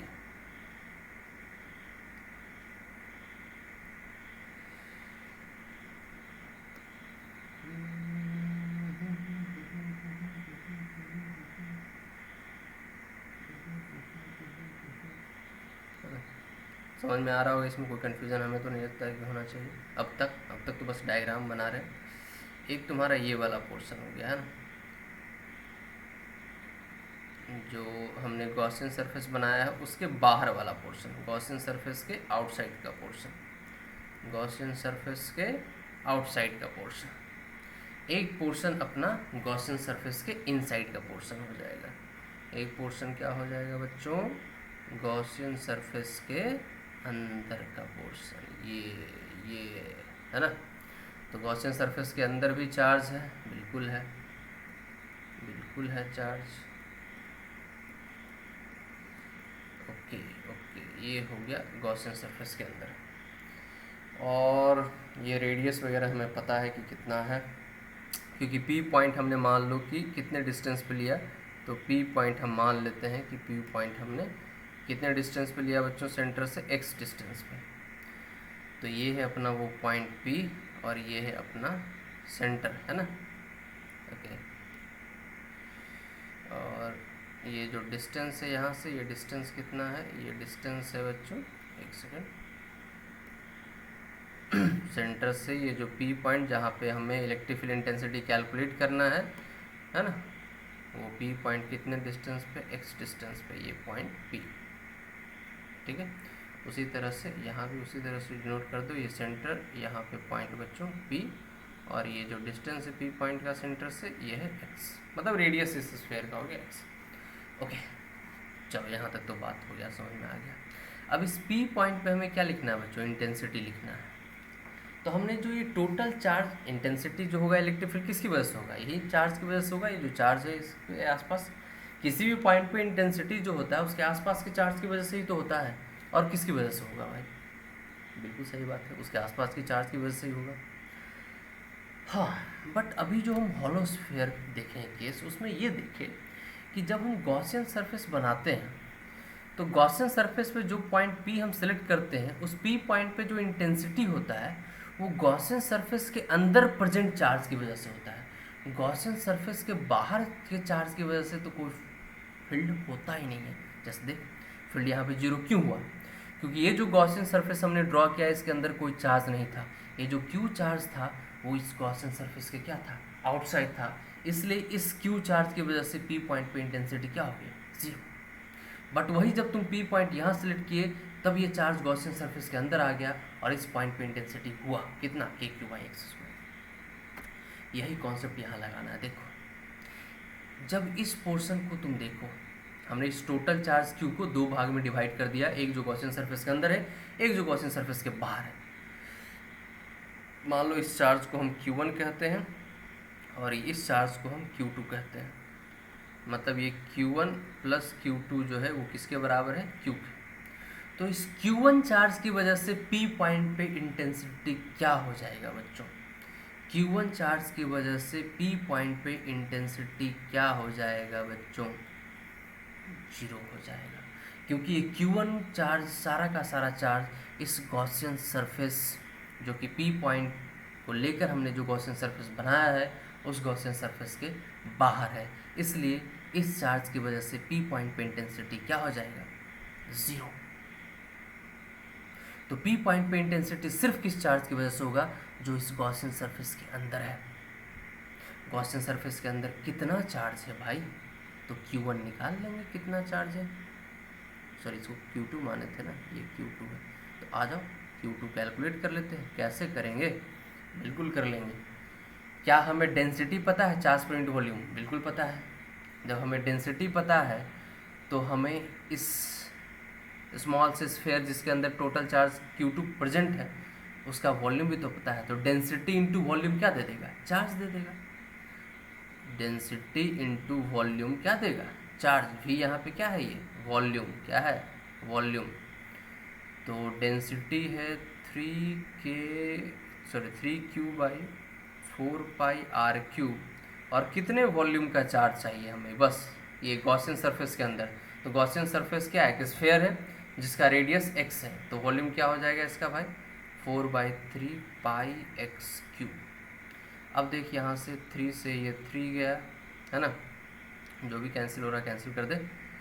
4π से 4π गया तो बच गया q x q by are q. Q two कितना आ गया बच्चों, q x cube upon r cube. चलो क्यू टू तो आ गया। अब पी पॉइंट पे इंटेंसिटी याद करो कॉन्सेप्ट कि जितने इस गॉसियन सरफेस के अंदर चार्ज है सबको सेंटर पे ज्यूम कर लीजिए, पॉइंट चार्ज का कॉन्सेप्ट लगा दीजिए। तो जितने चार्ज है Q2 को क्या कर लेना है, सेंटर पे ज्यूम करके K Q two by X square. P point पे intensity due to charge Q2 कितना भाई साहब, तो के Q2 ध्यान देना है, कौन सा Q2, क्यू नहीं लिख देना, अपॉन एक्स स्क्वायर। अब ये वैल्यू होगा कितना, तो नेक्स्ट पेज पे चलते हैं। तो electric field intensity at point P due to charge present inside Gaussian surface, मतलब Q2 इक्वल्स टू के Q2 अपॉन एक्स स्क्वायर था ना, तो के अपॉन एक्स स्क्वायर लिख दो, Q2 का वैल्यू लिख दो, वो आया है q x cube upon r cube. तो एक्स स्क्वायर एक्स क्यूब समझ ही रहो, तो ये आ जाएगा k upon r cube into q, और बच जाएगा यहाँ पर x, क्या बच जाएगा बच्चों, x क्या बच जाएगा बच्चों, x। तो P पॉइंट पे ड्यू टू चार्ज Q2 इतना इंटेंसिटी होगा k Q by are Q into x, और Q1 की वजह से तो कुछ था ही नहीं, तो जो total intensity at P point पे हो जाएगा वो यही हो जाएगा K Q by are Q upon K Q upon R Q into X. यदि तुम्हें इस डेंसिटी के टर्म में लिखना है तो डेंसिटी के टर्म में भी लिख सकते हो। देखो क्यू बाई आर क्यूब को तुम क्या लिख सकते हो, 3/4 पाई। यहाँ पे जो क्यू बाई आर क्यूब है इसको रिप्लेस कर दो किससे, क्यू बाई आर क्यूब कैसे निकालोगे, देखो 4 पाई रो डिवाइडेड बाई 3 हो जाएगा ना जी, बस रिप्लेस ही तो करना है। Q by r cube equals to क्या लिख दोगे यहाँ पे, यहाँ से हम कैलकुलेट कर सकते हैं ना, q by r cube equals to ये 4 पाई रो उधर चला जाएगा, 4 पाई रो अपॉन 3 नीचे चला जाएगा, है ना, कर दो। k का वैल्यू भी पुट ही कर दो, k कितना हो जाएगा 1/4 पाई एप्सिलॉन नॉट ये k, और q बाई आर क्यूब की जगह क्या लिखना होगा बच्चों, 4 पाई रो अपॉन 3, तो 4 पाई रो अपॉन 3, और x को रहने दो, तो 4 पाई ने 4 पाई को मार दिया, 4 पाई ने 4 पाई को मार दिया, तो बचा क्या, rho upon 3 epsilon naught into x, rho upon 3 epsilon naught into x. ये भी electric field intensity eight inside point का एक फार्मूला है। चार्ज्ड सॉलिड स्फीयर है ना, जिसपे टोटल चार्ज कितना है बच्चों, ये क्यूब टोटल चार्ज जिसका रेडियस है r, उसमें इनसाइड पॉइंट पे सेंटर से x डिस्टेंस पे इंटेंसिटी क्या होगा, तो के Q upon r cube into x. X क्या है, सेंटर से इनसाइड पॉइंट का डिस्टेंस, क्यू क्या है, total charge, q total charge है, आर क्यूब क्या है, आर यहाँ पे रेडियस हो जाएगा। और यदि इस तरह से लिखना चाहते हो density charge per unit volume, यहाँ पे रो क्या है, charge per unit volume, 3 epsilon naught into x. ये था इनसाइड पॉइंट। अब बात करते हैं आउटसाइड पॉइंट केस 2। ये आसान है बच्चों, आउटसाइड पॉइंट यानी x is greater than r, x is greater than r। तो x यदि ग्रेटर देन r है आउटसाइड पॉइंट पे, तब क्या हो जाएगा, x ग्रेटर देन r यदि है तब क्या हो जाएगा इंटेंसिटी आउटसाइड पॉइंट पे। चला देखते हैं, आ जाओ, बना दो वही सॉलिड स्फीयर जिसमें टोटल चार्ज Q भरा हुआ था, ये बना दिए वो सॉलिड स्फीयर जिसमें टोटल चार्ज कितना भरा हुआ है बच्चों, Q, non conducting solid sphere.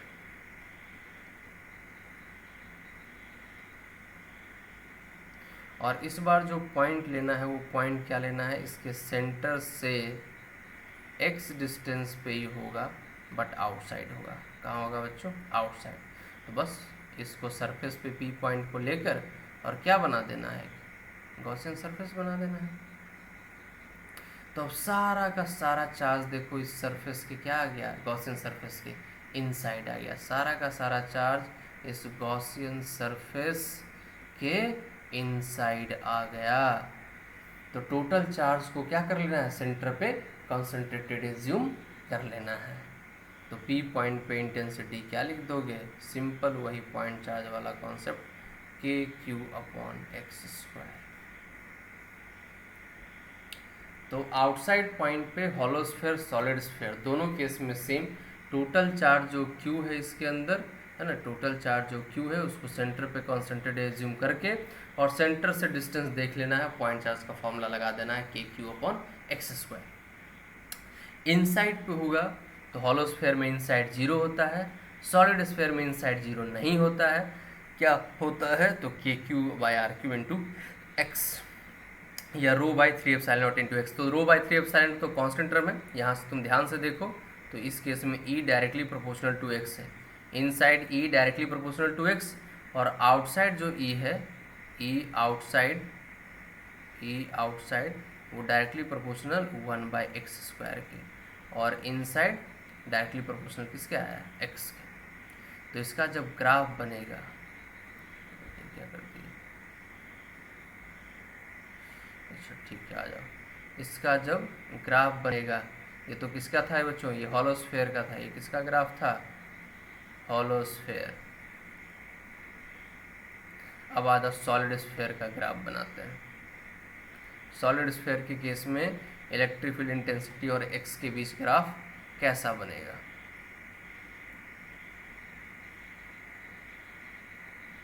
Axis थोड़ा टेढ़ा मेरा हो गया,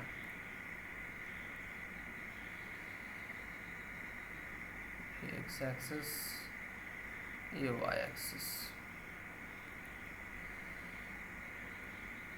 एक्स एक्सिस और ये हो गया बच्चों वाई एक्सिस है ना। अब आते हैं थोड़ा ग्राफ ड्रॉ कर लेते हैं।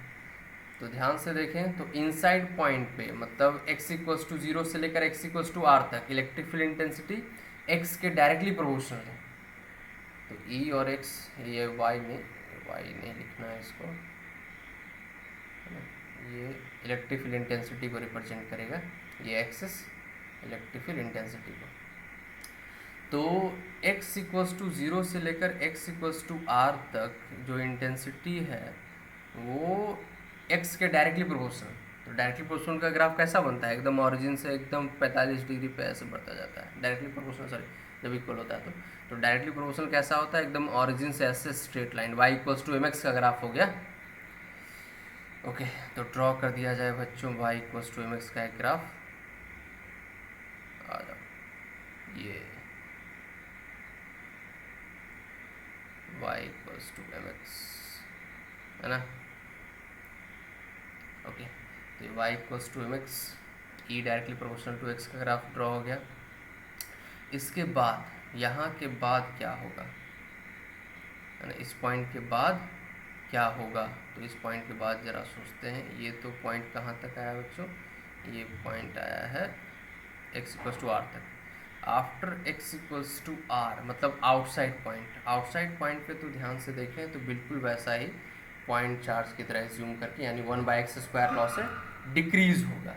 तो 1 बाई एक्स स्क्वायर लॉ से यदि ये डिक्रीज होता है यहाँ पे, तो ये डिक्रीज कुछ ऐसा होगा और फाइनली इन्फिनिटी पे जाके 0। तो इस पोर्शन में electric field intensity 1 by X square के डायरेक्टली प्रोपोर्शनल है और इस पोर्शन में इधर इलेक्ट्रिक फील्ड इंटेंसिटी x के डायरेक्टली प्रोपोर्शनल है। मतलब जब तुम और उसके सेंटर से बढ़ोगे तो इलेक्ट्रिक फील्ड इंटेंसिटी बढ़ता जाएगा, कब तक बढ़ेगा, x इक्वल्स टू r तक। मतलब यहाँ पे इंटेंसिटी सरफेस पे सबसे ज़्यादा होगा। वैल्यू तुम कैलकुलेट कर सकते हो किसी भी फार्मूले से, इसमें भी तुम चाहो x की जगह क्या पुट कर दोगे, r, सरफेस के लिए x क्या हो जाएगा r, सेंटर सरफेस कितने डिस्टेंस पे होता है r, तो r पुट करो, तो r अपॉन r क्यूब क्या हो जाएगा r स्क्वायर, तो के क्यू अपॉन r स्क्वायर। यहाँ भी x की जगह r पुट करोगे तो के क्यू बाई r स्क्वायर। तो किसी फार्मूले से कैलकुलेट करो सरफेस पे, वही आएगा के क्यू अपॉन आर स्क्वायर। तो यहाँ आएगा बच्चों के क्यू अपॉन आर स्क्वायर, बिल्कुल जैसा यहाँ पे आता है। अब कई बार मान लो क्वेश्चन में तुमसे पूछ दे कि बताओ कि एंगल कितना है, तो इसके लिए कहाँ चलेंगे, यहाँ चलेंगे। ये देखो y equals to m x, m क्या है, स्लोप, इसी को तो tan थीटा लिखते हैं। तो ये tan थीटा इक्वल्स टू क्या हो जाएगा बच्चों, रो अपॉन 3 एप्सिलॉन नॉट।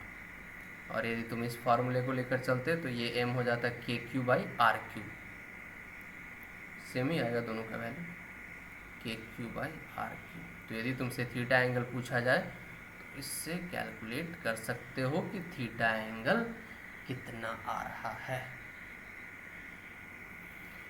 ठीक है, चलिए, तो इस तरह से हम लोग, ये ग्राफ किसके लिए है, ये सॉलिड स्फीयर का है बच्चों, सॉलिड नॉन कंडक्टिंग, ये भी ध्यान रखना, solid non conducting of sphere, solid non conducting sphere, बस सॉलिड स्फीयर लिखते रहें, समझ।